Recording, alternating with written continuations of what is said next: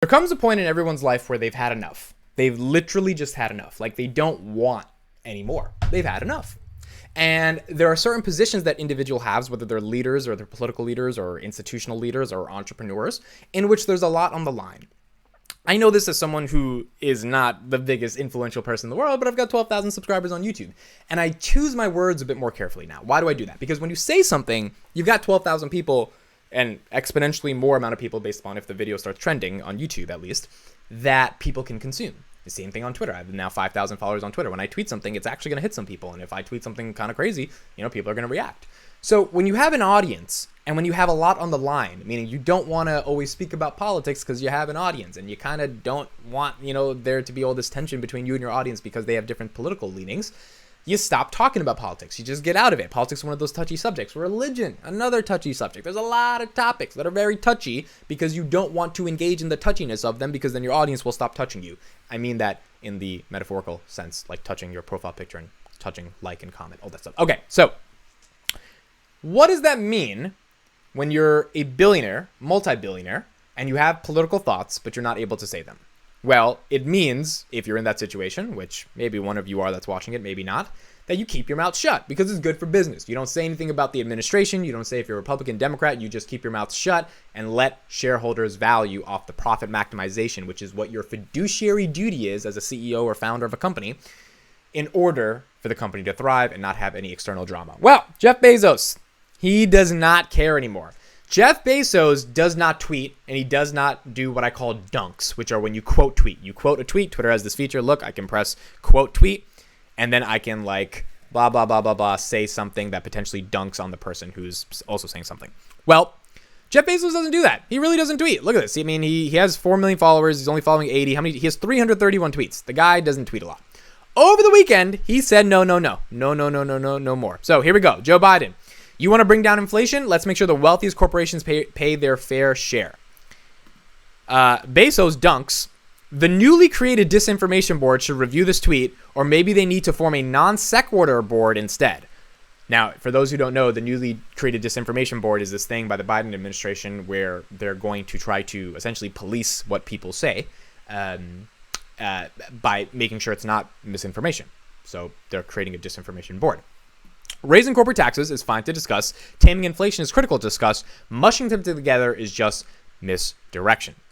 Now, there's more dunks, but let's at least analyze this one. First of all, the first argument he makes is very correct, right? Raising corporate taxes is fine. Taming inflation is critical to discuss, but mushing them together is misdirection, which he's absolutely correct on. The reason we have inflation has nothing to do with billionaires not paying their taxes. That has nothing to do, or us having a lower corporate income tax. Nothing. The reason we have inflation is because we printed a crap ton of money. And I'm not even blaming the Fed that we printed that much money because look, people were struggling. It was a pandemic. It's things are rough. So I get it.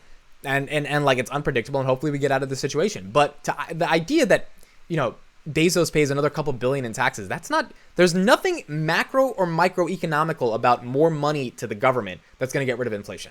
Inflation is a question of supply and demand of products. So if there are supply chain shortages and there's more products or less products, but more demand, the prices naturally go up because that means you have to weed out all of the demand that's not going to pay for it, which means the price is the only artificial thing that exists. That's the nature of capitalism as a structure of finance to determine what's the right market price. That's how the free market operates. So if you if you get rid of that, if you have more goods, then the price starts going down. Well, how do you get more goods? There's a lot of economic issues to do that. Jeff Bezos putting in another $4 billion into the government does not solve that. Let's say America took $80 billion of his wealth. They do not get to fix the supply chain issues we have in China that are causing inflation.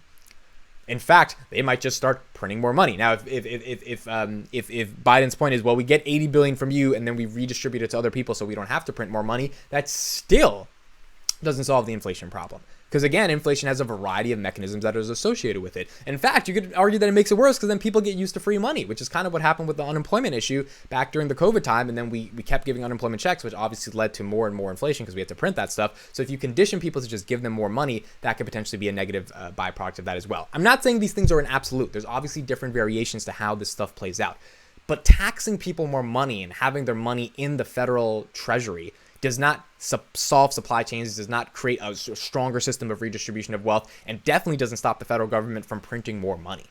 So in fact, if you just tax a lot of people, the marginal utility of every dollar you tax hurts the productivity of the thing they're creating, which means it actually could lower the tax revenue you get overall, or the dollars just don't have that much productivity attached to them, which means there's not as many goods and services because the marginal utility of the productivity decreased because of the tax increases, which also would potentially not solve inflation and would make inflation worse. So this idea is just really bad. It's just not a good idea, and Bezos dunked on it. Second of all, he said the newly created disinformation board. That's also a dunk because he's not saying anything bad about the disinformation board, but the tone is so condescending where he's like, well, you guys created this thing to fact check. Maybe you should actually do some fact checking. And he's if I was Bezos, I would probably be in the same mindset of that's kind of insane that you have a disinformation board to fact check people. So there's two dunks there. Another one, neoliberal tweets under Joe Biden. So this is a dunk tweet to a dunk tweet. Joe Biden. Under my predecessor, the deficit increased every single year. This year, we're on track to cut the deficit by $1.5 trillion, the biggest one-year decline ever. It matters to families because reducing the deficit is one of the main ways we can ease inflationary pressures. Neoliberal says, this is so silly. The deficit is decreasing because we're not doing pandemic aid anymore, and federal receipts are up because of inflation. Congress or the Biden administration didn't do anything to lower the deficit, which is correct. We are not doing pandemic aid anymore. We're not having federal receipts are up because of inflation, obviously, because there are more dollars in the system. So Congress and Biden, they didn't do anything to stop inflation. Bezos dunks back. In fact, the administration tried hard to inject even more stimulus into an already overheated inflationary economy, and only mansions saved them from themselves. Inflation is a regressive tax that hurts the least affluent. Misdirection doesn't help the country. So first of all, he's absolutely correct on that inflation hurts the least well off, because if the price of goods increases, the purchasing power from salaries that are already not that high start to go down, because now it costs more money if your salary is not going up, but milk and bread costs more money than it did before. So he's correct on that. But number two, he's making another argument that, look, you wanted to pass this, huge billion-dollar package of infrastructure when the economy was already overinflated. If we did that and we spent even more money, printed even more money, we don't know where we would be right now. So Bezos is not holding back from giving his thoughts on what's going on in the economy, and I kind of like it. I want to know what you guys think.